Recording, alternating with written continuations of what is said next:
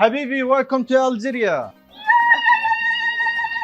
جزائر ضحك فيه حملت السلام.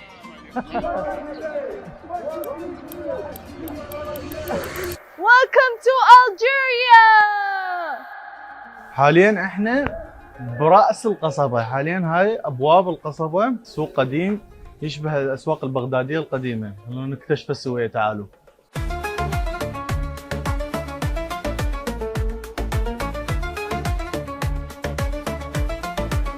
حاليا حابة اشتري شغلة لحسين اللي هي لبسة لامارين. هي يعني خاصة بالعاصمة هيك. وصلنا للمكان المنشود، راح نشتري له.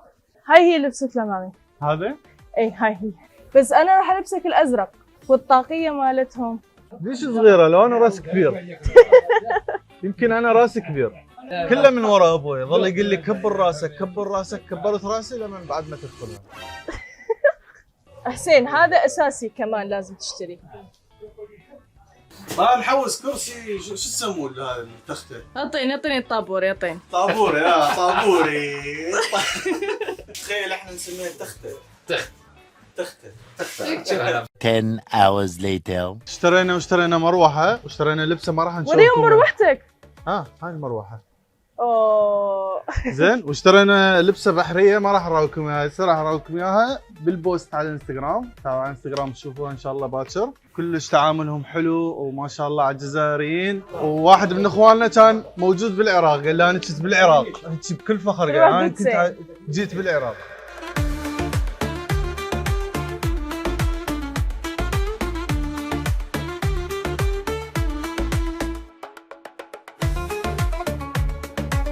احنا وين حاليا؟ حاليا جينا ناكل السردين والكبده المشرمله، صح؟ ايه عند بسيو ربح.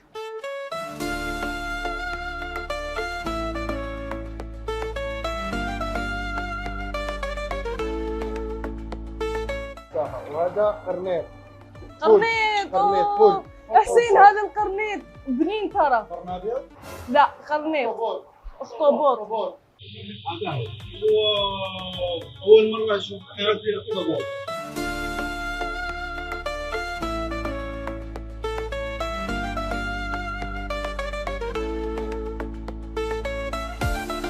شوفوا لازم ويا الليمون قارص. الله. وهذه البطاطا المقلية يقولوا لها الفريت. يجي هيك صغير، يجي بالتوابل ويجي كل شيء فيه. هو العظام كلها. هو في ناس تاكله بالعظام وفي ناس لا. هذا الخبز الفرنسي. خلصنا الأكلة الأولى، رايحين ناكل الأكلة الثانية اللي هي الكسرة. الكسرة هو خبز تقليدي قديم يتكون من سميد وطابية تكون فوق الطاجين. الجزائريين يحبوه كثير لأنه يذكرهم بماضيهم وتاريخهم وأجدادهم. دفعنا بسرعة وتوجهنا إلى الأكلة التالية.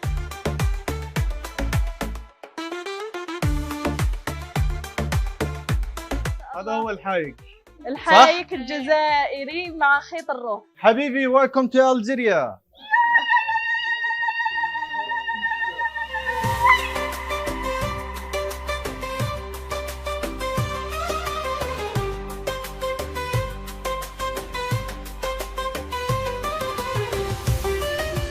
طبعا احنا اعرق واقدم بيت بالقصبه اللي هو عمره 320 سنه. صاحب البيت هذا موجود وارثه جدا عن وراثه، صح؟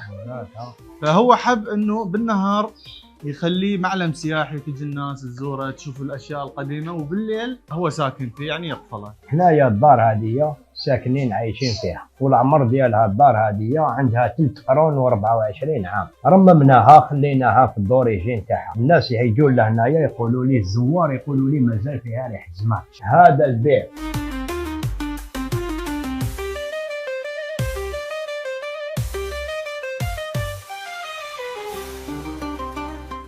جينا نحار اليوم، مبروك عيدكم، الا انصمتنا صمت من الحار.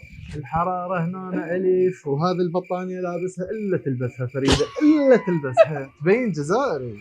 اوكي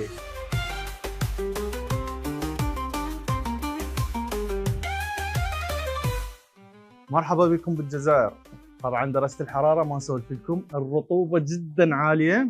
هذا لبس تقليدي جزائري من الثلاثينيات والاربعينيات والخمسينيات كانوا يلبسوه الجزائريين. لازم نراويكم اياه، الحايك والبرنوس، والفيو منه رهيب. متحملين هاي الحرارة بس حتى نشوفكم جمال الجزائر ولبس الجزائر وشغلات الحلوة بالجزائر.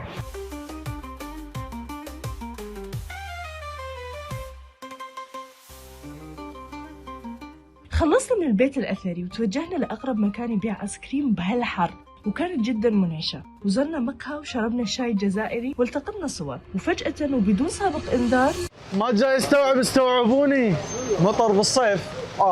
وين صار هاي؟ وين صار هاي مطر بالصيف؟ مطر بالصيف وين صار هاي؟ والآن جايبتك على ساحة الشهداء، هاي في قلب العاصمة الجزائر العاصمة.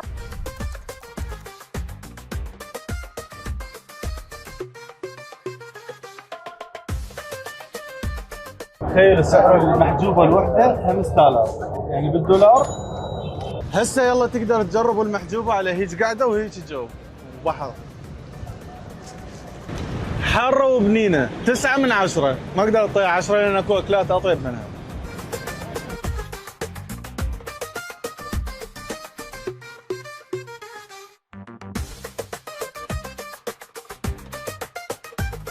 جابتنا فريدة بالمكان الخطأ. هنا بساحة الشهداء ماكو بيتزا كاري وماكو قرنطيطة. راح نروح لباب الواد، منطقة اسمها باب الواد. يلا.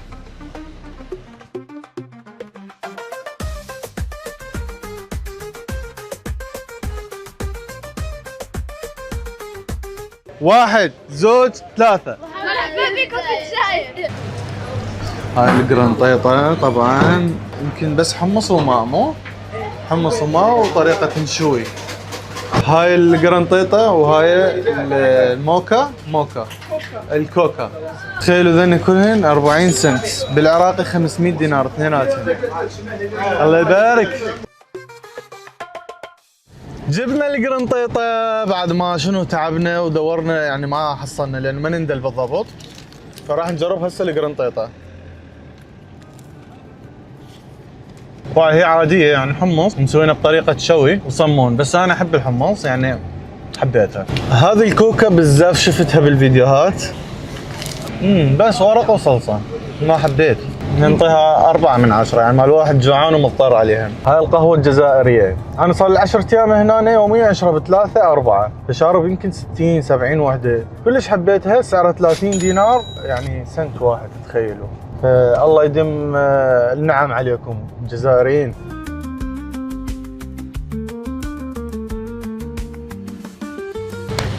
بعد ما انملأت المعدة جينا نحلي، ناكل قلب اللوز ونشرب شاي.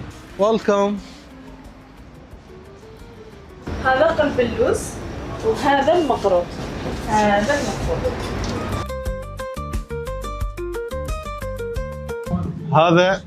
المقروط. هذا هو المقروط.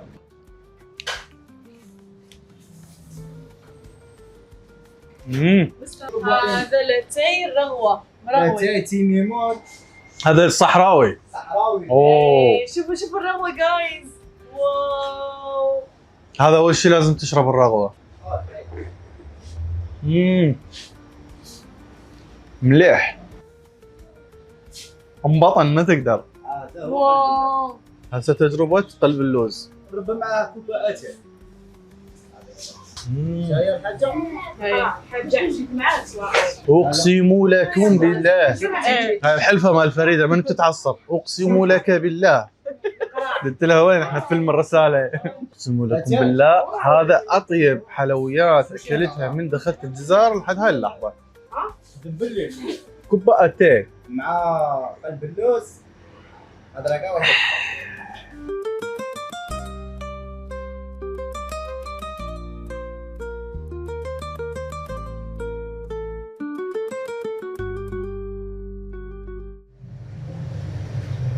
كل هذني بدولار.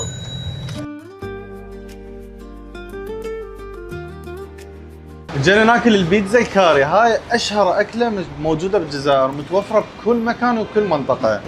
واحده من هذه، واحده من هذه. جايز راح اكل معاه البيتزا كاري لان كثير اشتقيت لها. شوفوا لي الغروب من برا، حبيت. هذه سيدتي لك نعم. وهذه سيدتي لي.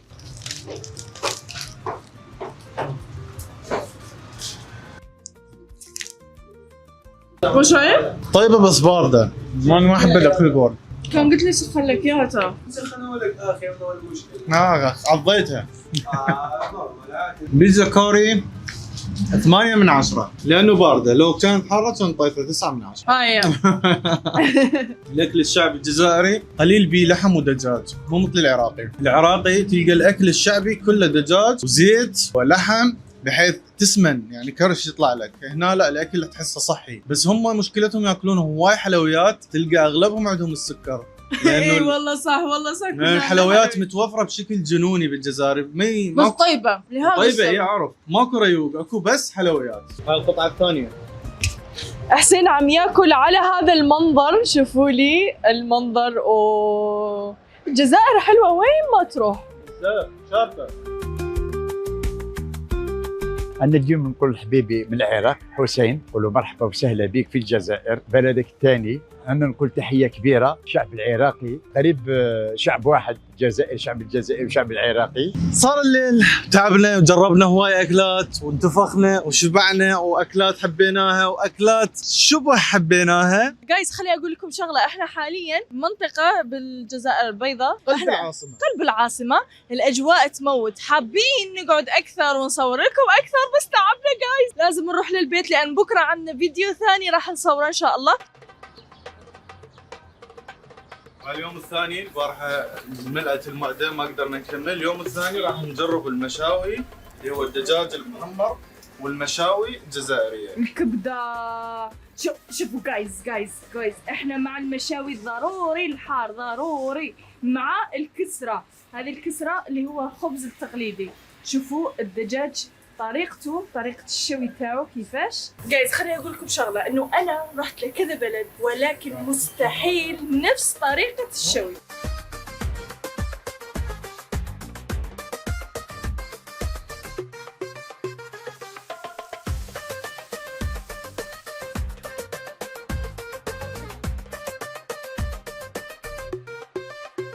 هذا نوع من السلطات تبعنا خاصة كثير طيبة، وهذا الحميص لازم تعمل هيك. نعم. مو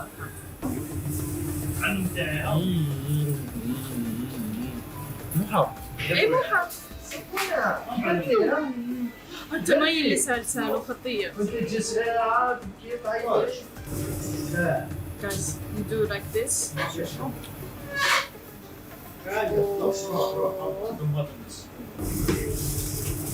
اسمع شلون راح انادي عليه.